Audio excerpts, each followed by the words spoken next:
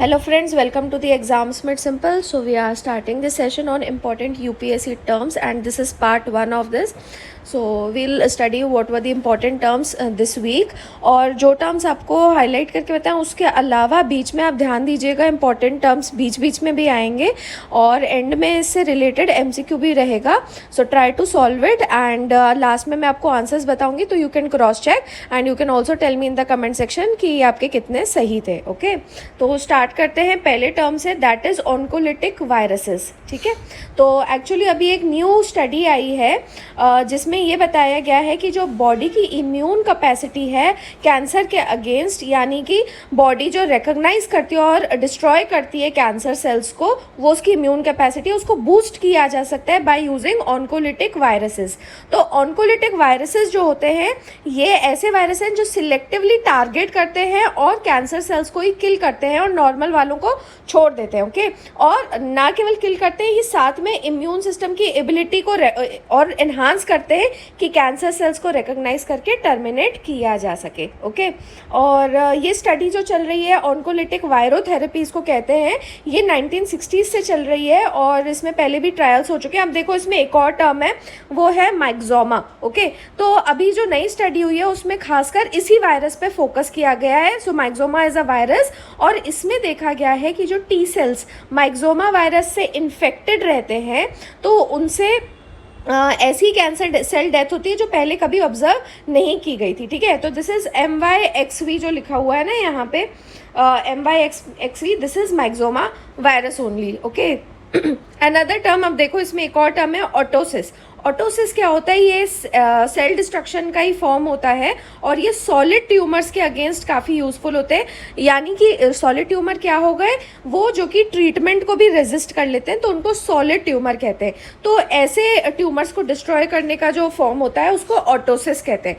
अब माइक्सोमा की खासियत क्या है माइक्सोमा वायरस की, कि वैसे तो ये कैंसर सेल्स को डायरेक्टली किल कर ही सकता है, लेकिन यदि माइक्सोमा इक्विप्ड टी सेल्स को यूज़ किया जाए, यानी टी सेल्स को अगर इन्फेक्ट कर दिया जाए माइक्सोमा से, तो वो कैंसरस सेल्स को भी डिस्ट्रॉय करता है और साथ में मतलब जो टारगेटेड है उनको तो करेगा और इसके अलावा जो सॉलिड ट्यूमर वाले सेल्स हैं कैंसरस सेल्स उनको भी डिस्ट्रॉय करता है. तो ये जो प्रोसेस है इसको बोलते हैं bystander killing. Okay, another important term. Okay, तो आपने इसमें कई सारे टर्म्स देख लिए हैं और आपने देख लिया माइक्सोमा वायरस के बारे में, ऑटोसिस वायरस के बारे में, बायस्टैंडिंग किलिंग के बारे में देख लिया और ऑन्कोलिटिक वायरसेस के बारे में भी आपने देख लिया है. Okay, so this study makes the case कि इम्यूनोथेरेपी. ओके, तो एक तो हमने इम्यूनोथेरेपी की बात कर ली और एंड दिस कंबाइंड विथ वायरोथेरेपी, इसमें काफ़ी पोटेंशियल है कोल्ड ट्यूमर्स को डिस्ट्रॉय करने का जो कि वैसे इम्यून सिस्टम के रडार से बाहर रहते हैं. Okay,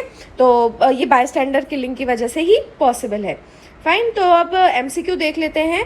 consider the statements and answer the question below. पहला स्टेटमेंट है कि ऑटोसिस जो है ये एक सेल डिस्ट्रक्शन का फॉर्म है जो कि सॉलिड ट्यूमर्स के अगेंस्ट यूजफुल है which are treatment resistant. Second है myxoma is a name for a virus as well as cancerous tumour.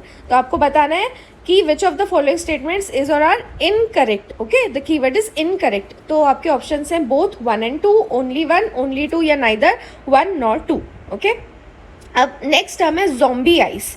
तो अभी ये न्यूज़ में क्यों था, क्योंकि ग्रीनलैंड आइस शीट की जो मेल्टिंग हो रही है उससे ये पता चला है कि ग्लोबल सी लेवल जो है वो कम से कम 10.5 इंच या फिर 27 सेंटीमीटर्स बढ़ेंगे ही बढ़ेंगे. Unavoidably they would raise, no matter जो भी हम क्लाइमेट एक्शन ले लें. और अभी वर्ल्ड में मतलब जितने भी ये सारे कॉन्फ्रेंसेस और जो भी चलते हैं, कुछ भी एक्शन ले लो, ये इतना सी लेवल का राइज होना ही है. और ये क्यों होना है? This is because of zombie ice, जो कि सर्टन है कि वो मेल्ट होगी ही होगी आइस कैप से और फिर ओशन में ब्लेंड हो जाएगी. ओके, तो अभी क्या हुआ है कि साइंटिस्ट ने पहली बार मिनिमम आइस लॉस को कैलकुलेट किया था और जो ग्रीनलैंड में हुआ है आइस लॉस, और उसके करस्पॉन्डिंग ये देखा था कि ग्लोबल सी लेवल कितना बड़ा है. ओके, तो अब इसमें से हम मेन चीज़ें देख लेते हैं क्या क्या है. तो ज़ॉम्बी आइस को तो पहली बार याद रखिएगा डेड आइस या फिर डूम्ड आइस भी कहते हैं. और ये ऐसी आइस होती है जिसमें फ्रेश स्नो अक्यूमुलेट नहीं होती है. रिमेंबर दिस, ये अब देखो आइस कैप का ही पार्ट है लेकिन इसमें फ्रेश स्नो अक्यूमुलेट नहीं होती है, पुरानी आइस हो चुकी है, लेकिन ये फिर भी जो पेरेंट आइस शीट है उसी का पार्ट होता है. तो ऐसी आइस जो है ये एक्चुअली में क्या होता है ना, मैं आपको पहले बता देती हूँ कि ये जैसे आइस कैप है, तो ये ऊपर से मेल्ट होके नीचे आके बैठ गई है। अब ये परमानेंट तो हो गई है यहाँ पे, और ये कमिटेड है कि ये मेल्ट होगी ही होगी, और इसकी वजह से सी लेवल में राइज होना ही है, फाइन। लेकिन इसमें कोई भी फ्रेश स्नो अक्यूमुलेट नहीं होगी, ओके। तो रिमेंबर दिस थिंग। तो ये इसकी वजह क्या है, इसका रीज़न भी समझ लीजिए। ये इसलिए है क्योंकि ग्लोबल वार्मिंग जो ऑलरेडी हो चुकी है, तो जो रिसर्च हुई है उसमें एक इक्विलिब्रियम स्टेट की बात की है कि जो स्नोफॉल हायर रीचेस में थी ग्रीनलैंड आइस कैप की, वो नीचे की तरफ आ जाती है। वही रिचार्ज एजेस बोलते हैं इसको, ग्लेशियर के रिचार्ज एजेस वहाँ पे फ्लो कर जाती है और उसको वहाँ पे और थिकन करती रहती है, ठीक है ना। तो ये आइस शीट का ही पार्ट है, वहाँ से मेल्ट होके नीचे आके जम गया, उसको थिकन करेगा। तो पिछले कई सारे डेकेड्स में इसमें काफ़ी ज़्यादा मतलब आइस कैप से काफ़ी मेल्टिंग हुई है और रिप्लेनिशमेंट कम हुआ है, तो ये यहाँ पे आके परमानेंट हो गई है। तो ऑब्वियस ही बात है कि ये अब सी लेवल अगर होगा ही होगा, तो ये किसके लिए बैड न्यूज़ है, for those living in coastal zones. तो एक यहाँ पे एस्टिमेट भी इन्होंने दिया है जो कि UN atlas of the oceans के अकॉर्डिंग है। UN atlas of the oceans के अकॉर्डिंग याद रखना कि 8 of the world's 10 largest cities are near the coast. तो यहाँ पे क्या होगा कि राइजिंग सी लेवल्स की वजह से फ्लडिंग, हाई टाइड्स और स्टॉर्म्स ज़्यादा फ्रीक्वेंट हो जाएंगे, और इनका इम्पैक्ट जो है वो धीरे धीरे अंदर की तरफ भी आएगा। तो इसका असर पड़ेगा लोकल इकोनॉमीज़ पे, क्योंकि यहाँ पे वर्ल्ड की 10 लार्जेस्ट सिटीज़ में से 8 की बात कर रहे हैं, राइट। तो लोकल इकोनॉमी और इंफ्रास्ट्रक्चर पे भी असर पड़ेगा, और लो लाइंग कोस्टल एरियाज़ को सबसे ज़्यादा तकलीफ आएगी, ओके। और वर्ल्ड इकोनॉमिक फोरम की एक रिपोर्ट थी 2019 में, that is global risks report, okay. और इसने ये नोट किया था कि लगभग 800 मिलियन पॉपुलेशन जो है, जो कि 570 कोस्टल सिटीज़ में रहती है, इनको सबसे ज़्यादा नुकसान होगा। They are most vulnerable to the sea level rise, अगर 0.5 मीटर भी सी लेवल राइज करता है by 2050, okay. So 800 million people would be affected. अब MCQ देख लेते हैं इससे रिलेटेड। आप साथ में जो पॉइंट टू पॉन्डर है ना, इसको रीड करते जाइएगा, क्योंकि जो चीज़ें हम यहाँ डिस्कस कर रहे हैं उससे रिलेटेड ये आर्टिकल्स भी आ चुके हैं जो ये पॉइंट टू पॉन्डर में लिखे हुए हैं, and this could be asked as a direct question in the mains, fine. तो आप यहाँ ये वाले जो पॉइंट्स यहाँ डिस्कस कर रहे हैं इनको आप इन क्वेश्चंस में भी यूज़ कर सकते हैं। MCQ देख लेते हैं। Consider the following statement and answer the following question. तो अब ये डायरेक्टली रिलेटेड नहीं है, but since it is related to ice sheets तो it is important. First statement is कि ग्रेस फॉलो ऑन जो है वो नासा का मिशन है, जिसने 2018 जून से डेटा कलेक्ट करना शुरू किया था, and it is monitoring ice sheets in Antarctica and Greenland. Second statement है कि जो ग्रेस फॉलो ऑन सैटेलाइट्स है उन्होंने शो किया है that land ice sheets in both Antarctica and Greenland, उनमें मास लूज हो रहा है सिंस 2002। अब बताना है which of the following statements is और are correct. Options are both 1 and 2, only 1, only 2, और नाइदर 1 नॉर 2, ओके। थर्ड जो इंपॉर्टेंट टर्म्स थे ये थे पेरिस्ट्रोइका एंड ग्लासनोस्ट। अब ये न्यूज़ में क्यों थे, बिकॉज मिखाइल गोर्बाचेव जो कि USSR के लास्ट लीडर थे, उनकी डेथ हो गई है एट द एज ऑफ 91। तो उस टाइम पे जो था USSR वो बहुत ही ज़्यादा इकोनॉमिकली और सोशली स्टैग्नेटेड था, and it was Gorbachev's desire कि इसको उसमें से निकाला जाए, and this also led to the collapse of USSR, और साथ में कोल्ड वॉर का भी एंड हुआ था। तो ये जो दो वर्ड्स हैं ये गोर्बाचेव से ही रिलेटेड हैं, so you have to remember them, perestroika and glasnost. तो अगर सिंपल टर्म्स में देखें तो पेरिस्ट्रोइका का मतलब होता है रीस्ट्रक्चरिंग, एंड ग्लासनोस्ट का मतलब होता है ओपननेस। तो अब इससे रिलेटेड ही कुछ चीज़ें और देख लेते हैं। तो गोर्बाचेव जो है वो जनरल सेक्रेटरी बने थे कम्युनिस्ट पार्टी के इन 1985। तो ऑलरेडी उस टाइम पे USSR बहुत स्ट्रगल कर रहा था because of the inefficiencies in a planned economy. उस टाइम पे वही सोशलिस्ट होने की वजह से प्रॉपर प्लान्ड इकोनॉमी थी, जिसमें उसको काफ़ी स्ट्रगल करना पड़ा था इकोनॉमी और सोसाइटी को। और अब इन्होंने फैक्ट ये दिया है कि almost all of the USSR's economic parameters, जैसे कि GDP ग्रोथ रेट या लेबर प्रोडक्टिविटी, वो ऑलरेडी कोलैप्स हो चुके थे since the start of 1970s। यानी कि ये 1970s के स्टार्टिंग में ही ये सारी चीज़ें कोलैप्स होने लगी थी। तो गोर्बाचेव को पता था कि USSR को रीस्ट्रक्चर करने की, उसकी इकोनॉमी को रीस्ट्रक्चर करने की ज़रूरत है। लेकिन जो पेरिस्ट्रोइका का कंसेप्ट है रीस्ट्रक्चरिंग का, वो केवल इकोनॉमिक स्फीयर से नहीं, उस तक लिमिटेड नहीं है, और जो जैसे प्लान्ड इकोनॉमी थी तो उसके सारे जो इल इफेक्ट्स थे टॉप डाउन उसकी अप्रोच के, तो वो सोशल और मोरल फैब्रिक में भी स्प्रेड हुए थे। उस तरीके से जो इकोनॉमिक रिस्ट्रक्चरिंग भी होनी थी उससे सोशल और पॉलिटिकल रिन्यूअल भी होना था। तो इनकी एक बुक भी याद रखना, गोर्बाचेव की, perestroika, new thinking for our country and the world. Okay, और इसी से जुड़ा हुआ जो दूसरा टर्म है इट इज़ ग्लासनॉस, जिसका मतलब मैंने आपको बताया ओपननेस। तो ये बेसिकली ट्रांसपेरेंसी के लिए था कि इकोनॉमी में ट्रांसपेरेंसी होनी चाहिए। और गोर्बाचेव का होप ये था कि this would also reorder the way people lived there everyday life in the USSR. तो मतलब एक तरीके से बिहेवियरल चेंज भी आएगा। फाइन, तो इसके लिए इन्होंने ग्लासनॉस की बात करी थी। अब MCQ देख लेते हैं। Consider the following countries and answer the question below. Again not directly related to the topic, only related to Russia. So यहाँ कुछ कंट्रीज दी हुई हैं, China, India, Laos, Mongolia and Syria, and you have to tell that which of them are the part of exercise Vostok 2022 जो Russia में हुई थी। सो आपके ऑप्शन है 1, 2, 3 and 4, 1, 3, 5, 2, 3, 4 and 5 and 1, 2, 3, 4 and 5। Countries दोबारा देख लीजिए। ओके, तो आंसर आप दीजिएगा। Next important term is La Nina which most of you have studied but we will be revising it क्योंकि अभी ये न्यूज़ में है। और ये एक अनकॉमन ओशन फिनोमिना माना जाता है। और ये जो ला नीना कंडीशंस हैं अभी न्यूज़ में क्यों हैं, क्योंकि इक्वेटोरियल पैसिफिक ओशन जो है वहाँ पे कॉन्जिक्यूटिवली ये थर्ड ईयर है जहाँ पे ला नीना कंडीशंस देखी गई हैं। और ये 2020 से चल रही है वहाँ पे ला नीना फेज जो चल रहा है। और इतना लंबा जो पीरियड है ये पिछले केवल 6 इंस्टेंसेस में ही हुआ है। फाइन, अब जो WMO है यानी कि वर्ल्ड मीटेरोलॉजिकल ऑर्गेनाइजेशन, उसने इन ला नीना कंडीशंस को स्टबन टर्म किया है क्योंकि काफ़ी लंबे पीरियड से चल रही हैं। तो अब इम्पॉर्टेंट इससे रिलेटेड चीज़ें डिस्कस कर लेते हैं। ENSO that is El Nino southern oscillation. तो ये सी सरफेस टेम्परेचर को संभालने वाला, कंट्रोल करने वाला एक की ड्राइवर है। और ये खासकर सेंट्रल और इक्वेटोरियल पैसिफिक ओशन जो है वहाँ पे ऑब्जर्व किया जाता है। और एनसो की कंडीशंस जो हैं उसका असर पूरा ग्लोबली पड़ता है टेम्परेचर और रेनफॉल पे। तो अभी जो हम बात कर रहे हैं वो पैसिफिक ओशन की बात कर रहे हैं। Right here it is India, यहाँ पे आपका ऑस्ट्रेलिया हो गया, then there are this is South America. तो हम ये अभी पैसिफिक ओशन की बात कर रहे हैं। बट आप ये सोचिए इसका काफ़ी ज़्यादा असर इंडियन मानसून्स पे पड़ता है, यानी कि इसलिए हम इसको देखो ग्लोबल फिनोमेना कह रहे हैं कि यहाँ की कंट्रीज़ को तो इम्पैक्ट करेगा। यहाँ पे आपका पूरा एशिया वाला रीजन हो गया, यहाँ पे नॉर्थ अमेरिका, साउथ अमेरिका हो गया, है ना।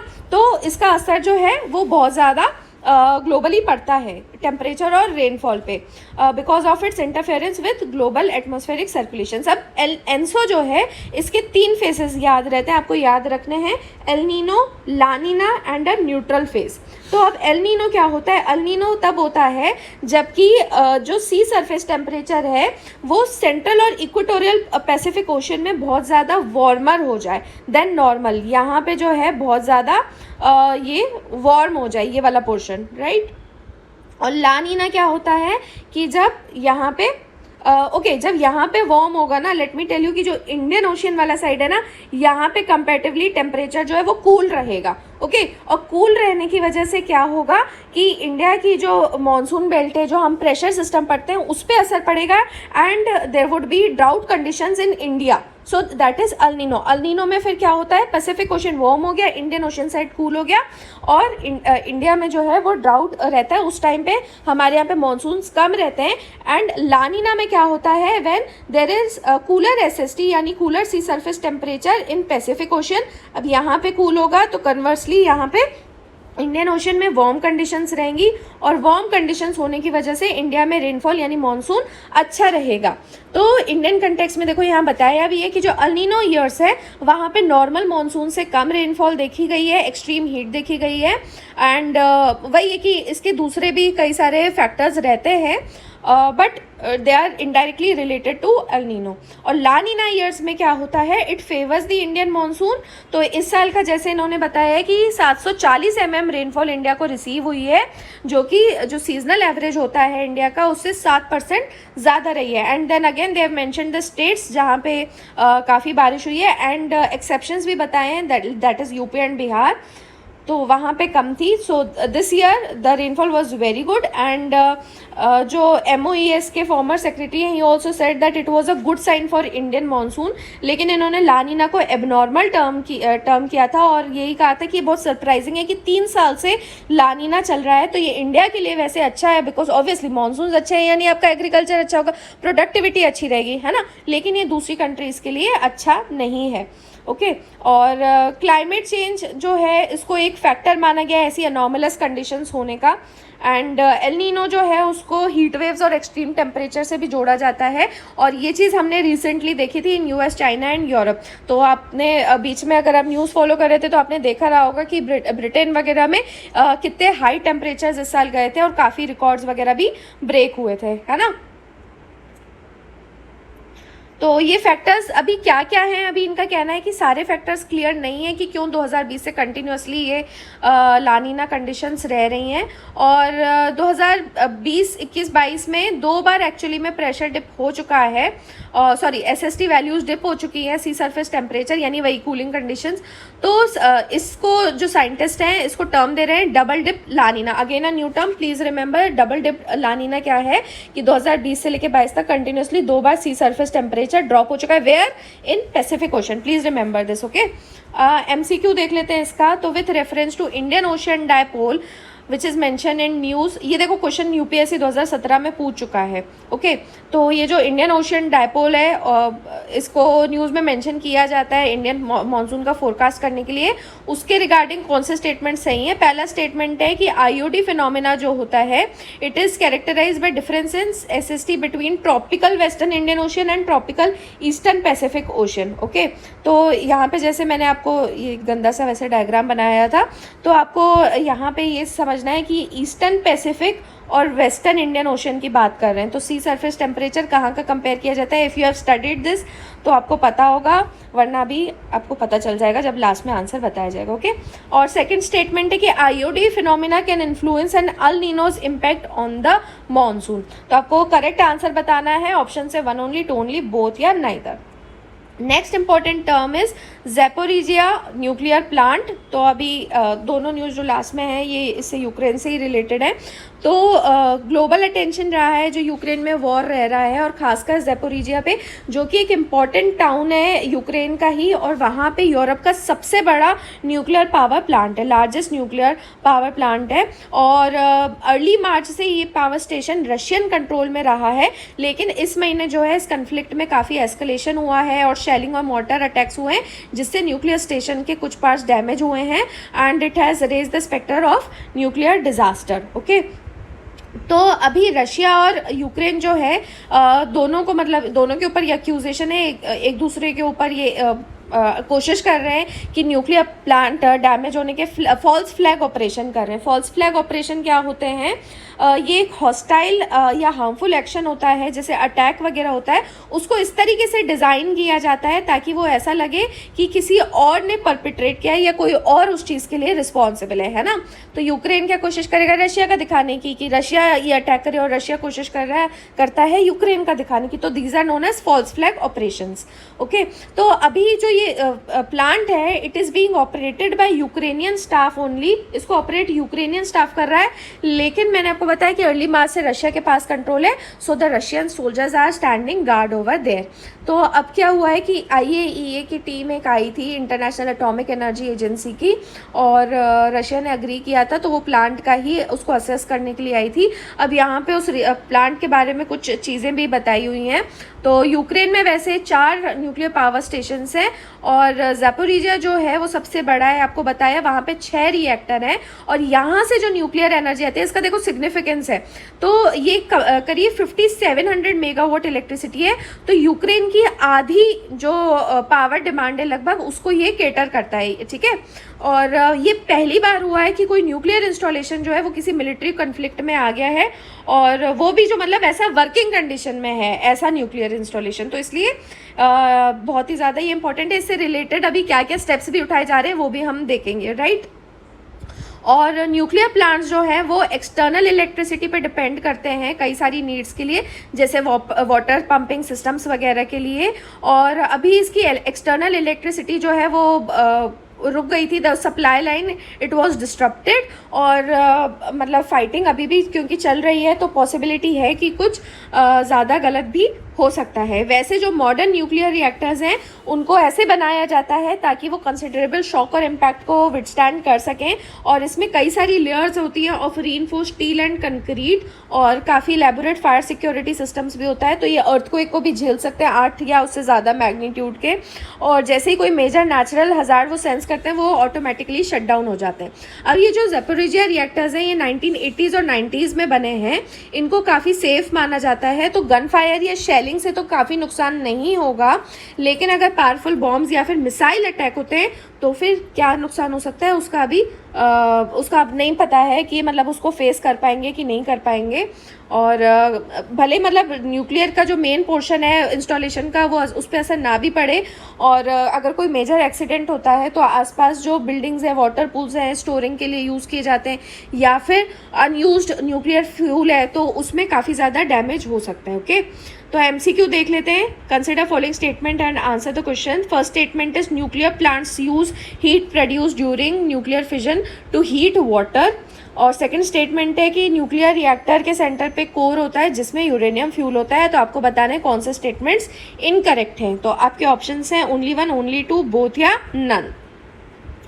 Last important term is KI tablets. तो ये भी देखो न्यूक्लियर डिजास्टर एट यूक्रेन से ही रिलेटेड है। तो इसमें क्या हुआ है कि जो डर है उसकी वजह से कुछ प्रिकॉशंस लिए जा रहे हैं, जैसे EU यानी यूरोपियन यूनियन ने अभी पहले से ही 5.5 million anti radiation pills distribute कर दिए, यानी दिस KI टैबलेट जो है ये एक एंटी रेडिएशन पिल ही है। तो ये जो वहाँ के रेसिडेंट्स हैं उनको बांटी गई है, और इनको कहा है कि ये पिल्स को तभी लेना है जैसे ही रेडिएशन लीक कंफर्म हो जाए। ओके, तो अब आप इसमें KI टैबलेट्स के बारे में कैसे वर्किंग होती है, क्या होता है, आप काफ़ी चीज़ें समझेंगे, इंपॉर्टेंट है ये।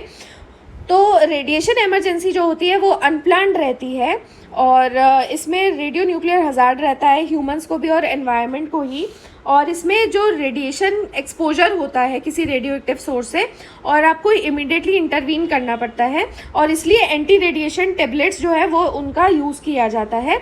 तो पोटेशियम आयोडाइड यानी KI टैबलेट जो है they are anti radiation pills, और ये कुछ प्रोटेक्शन प्रोवाइड कर सकते हैं अगर रेडिएशन एक्सपोजर होता है। तो इसमें होता क्या है, इसमें नॉन रेडियो एक्टिव आयोडीन होता है जो क्या करता है कि एब्जॉर्प्शन को ब्लॉक कर देता है। This is non radio active iodine, और जो भी उसकी वजह से फिर होने वाला आयोडीन का रेडियो एक्टिव आयोडीन का कंसंट्रेशन है थायराइड ग्लैंड में, उसको भी ये पूरी तरीके से ब्लॉक कर देता है। फाइन, तो जैसे ही रेडिएशन लीक होता है तो रेडियो एक्टिव आयोडीन एयर में फ्लोट करने लगता है, और वो फूड, वाटर और सॉइल को कंटेमिनेट करता है।